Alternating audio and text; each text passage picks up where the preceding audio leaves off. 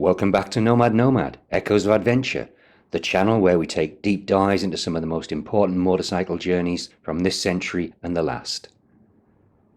I'm still your hapless host, Geoff Thomas, and after introducing you to Nomad Nomad with the cunningly titled introduction, in episode 1 we dash through a brief history of motorcycle adventure, and then in episode 2 we literally race through the long but speedy life of Erwin Cannonball Baker. In episode 3, delving into the trials and tribulations of Asil, a young two-wheeled Turkish adventurer with an aversion to compulsory military service, although that took us on something of a tangent, here in episode 4 we'll be taking a conventional look into a very real, but certainly unconventional character. The man under the microscope is Robert Fulton Junior, or more correctly, Robert Edison Fulton Junior, and as after circumnavigating the world on a Douglas motorcycle in the 1930s, he'd go on to invent and produce the world's first flying motorcar, I guess the middle name Edison was really quite appropriate. Yep, you heard me right, the flying motorcar. But such inventions seem to run hand in hand with the Fulton family name, because 100 years earlier it was another Robert Fulton who designed and built the world's first practical submarine, the Nautilus, and the world's first practical steamboat, the Clermont. Good morning, Dyslexia. Do we know if the early inventor Robert Fulton was directly related to the later inventor and adventurer Robert Edison Fulton Junior? And good morning to you, hapless Geoff. Given the family name, geographical proximity, and eccentricity of their inventions, many assume that the two Robert Fultons in question were related. However, although the New York Times did describe the latter Robert Fulton as a collateral descendant of the earlier, my own research has revealed no direct family connection. Well, thank you, Dyslexia. And although that sounds like Robert Fulton the Elder had a bit of an away record, whatever the New York Times really meant by collateral descendant, I'll leave to your interpretation. Well, we'll come back to Robert Fulton Jr.'s inventions later, and the best place to start with Robert Fulton Jr.'s life of adventure and invention is probably the beginning. So, on the 15th of April, 1909, in Manhattan, New York, Robert Edison Fulton Jr. was born.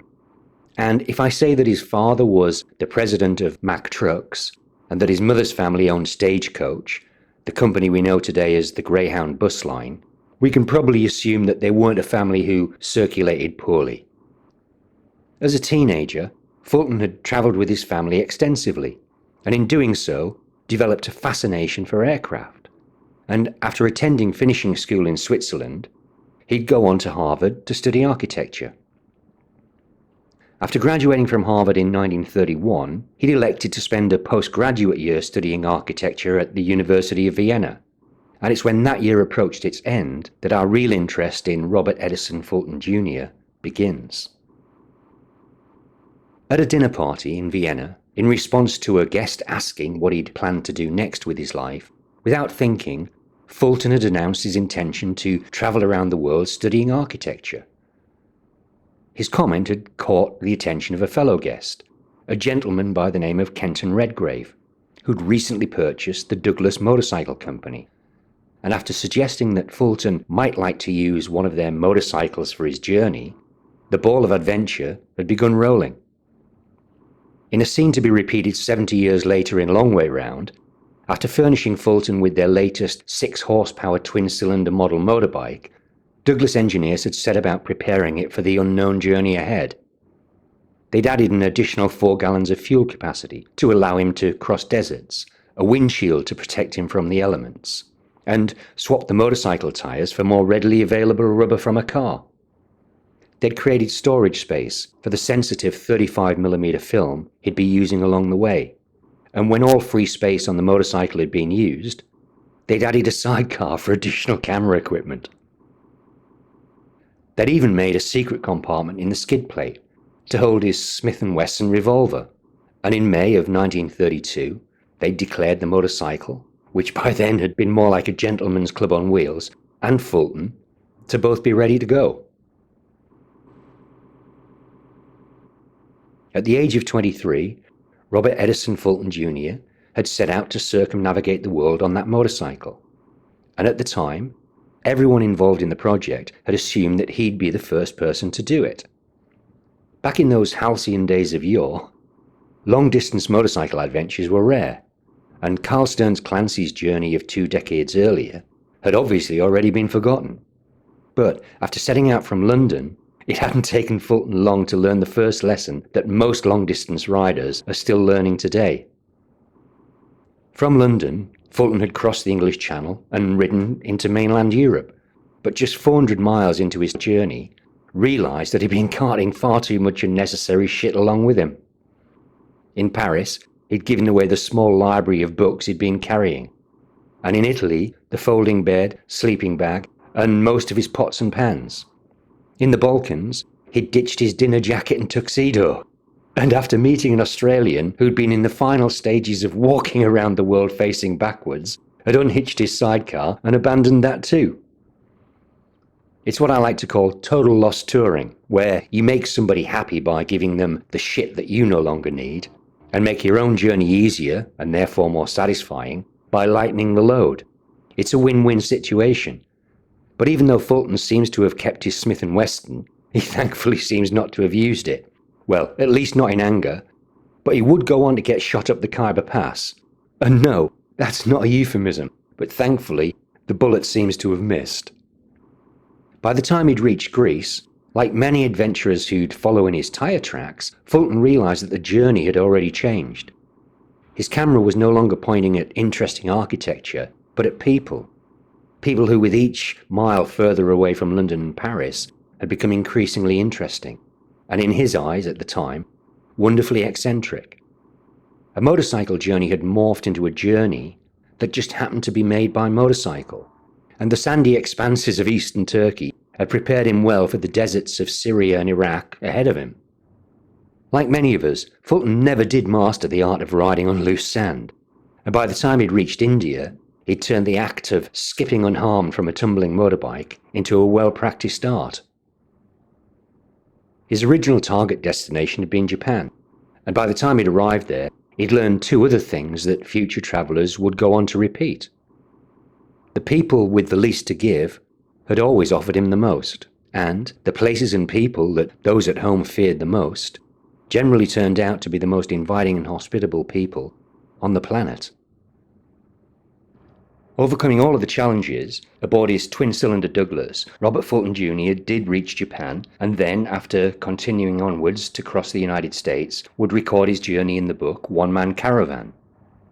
He'd also go on to do a speaking tour of America, where he'd recall his around-the-world adventure, assisted by miles of 35mm film he'd shot along the way, footage that he'd later transform into the movie Twice Upon a Caravan. Now, with regards to Fulton's journey, there seems to be some confusion and debate about how many miles he'd actually travelled, and whether or not he'd actually circumnavigated the Earth. Well, technically, as he'd ended up back at his starting point, he did circumnavigate the Earth on his Douglas. But the confusion as to whether he'd ridden 25,000 miles or 40,000 miles to do so, well, I'll let you judge that for yourselves. In 1932, the English Douglas Motorcycle Company called my bluff and gave me a motorcycle. They even outfitted it with special fuel tanks and a steel skid plate and a special rack to carry a 35mm motion picture camera to record the year and a half that I spent going around the world, 40,000 miles through 20 countries on 3 continents. In 1937, I even wrote a book about it called Man Caravan, whence the title of this film, Twice Upon a Caravan. The confusion seems to stem from how many miles Fulton rode and how many feet of film he shot, but as the 40,000 miles ridden comes directly from the horse's mouth, I'll assume that there'd been 25,000 feet of 35mm film stock. Now, before we move on to the small matter of Fulton's flying car, let me tell you why, in my humble opinion, Guinness World Records totally suck. You see, when riding a 4-cylinder Henderson, Carl Stearns Clancy had girdled the globe in 1912 and 1913. He'd been 23 years of age. And when 2 decades later, Robert Fulton Junior did the same thing on his 2-cylinder Douglas, he'd also been 23. However, with no disrespect to either of them, it's Kane Avellano who the Guinness Book of World Records declare the youngest human to ever circumnavigate on a motorcycle, a challenge that Kane achieved in 2016. What Kane Avellano did was and always will be an amazing achievement, and a 23-year-old me used to struggle to find his way home from the pub. Dyslexia. Who is the youngest person to have circumnavigated the world on a motorcycle? Hapless Geoff. When setting out on their respective around-the-world journeys, Clancy, Fulton, and Kane Avellano were all aged 23. However, when Clancy and Fulton completed their journeys, they were both aged 24. However, Kane Avellano completed his journey when still aged 23, making him the youngest person known to have circumnavigated the Earth by motorcycle. Well, thank you very much, Dyslexia. So it seems that Kane is our man.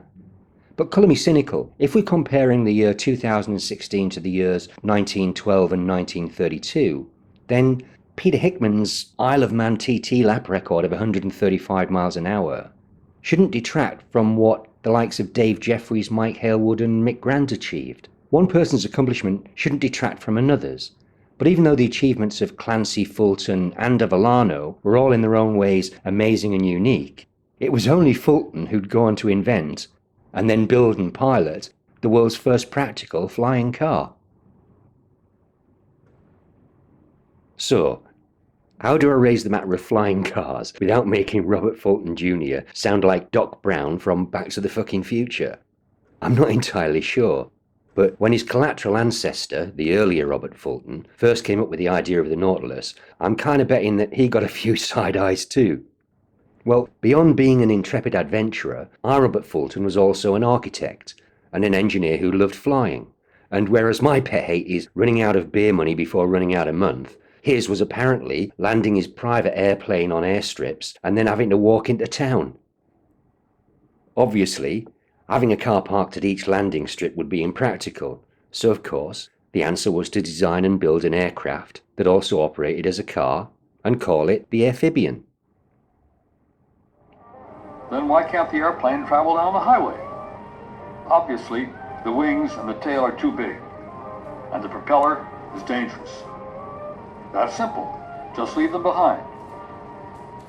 And so, magic presto, the Airphibian ideal, and the four-wheeled Airphibian.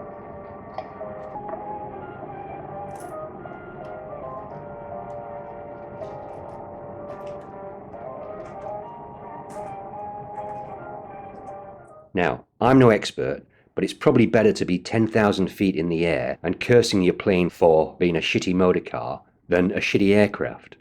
But as airplanes require a slightly higher degree of certification than automobiles, the financial costs of designing, developing, and then bringing the Airphibian to market almost bankrupted Fulton. After building the first Airphibian, in 1950 it was flown by the world's most famous aviator, Charles Lindbergh, who 2 decades earlier, flying the Spirit of St. Louis, had been the first person to successfully fly across the Atlantic Ocean.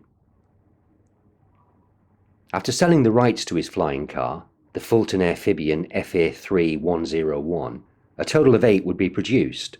But despite the idea and design being genius, I probably don't have to tell you that that idea didn't really catch on. By the age of 24, Robert Fulton Junior had graduated Harvard as an architect, ridden 40,000 miles around the world on a twin-cylinder Douglas motorcycle. He'd written a book, Man Caravan, and made a movie, Upon A Caravan, and would go on to work for Pan American Airways as a cinematographer, travelling the world aboard their fleet of clippers and filming the fun for adverts. During World War II, after inventing the world's first ground-based flight simulator, a device to help US pilots survive in combat situations, he'd then transformed it into a training aid to help ground-based artillery units shoot down planes from above. As World War II ended, in the late 1940s, Fulton had gone on to design and build the world's first flying car, the Airphibian, an example of which now stands in the Smithsonian.